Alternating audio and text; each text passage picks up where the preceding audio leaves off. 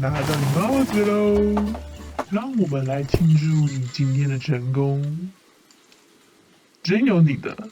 我只是恭敬不如从命，其实我不喝酒的。你当然不能喝，要是喝那个我也不喝。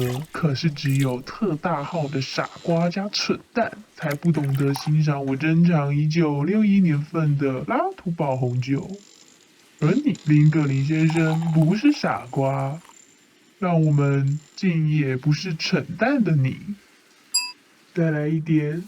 我不该喝，可是好吧。对了，你在哪里受训的啊，小林？受训？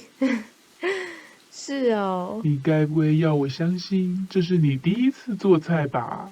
不是，我就知道，这是我第2、3、4、5次。礼拜一是我第一次，可是我之前倒过很多次垃圾，还扫过很多次喝的不够。告诉我，小林，你有什么兴趣？你喜欢动物吗？什么动物？哪一种？一般的狗、猫、马、天竺鼠、老鼠。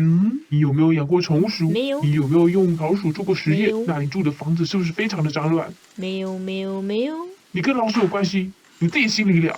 奶油龙虾饺加水饺放在一起烤。嘿，为什么要这么叫啊？法式杂菜堡，就像炖菜，对吧？为什么要叫这个名字？如果要给食物取名字，应该要给它取一个听起来好吃的名字。杂菜堡听起来不好吃，或是那个大锅煮的大锅菜，听起来超难吃的。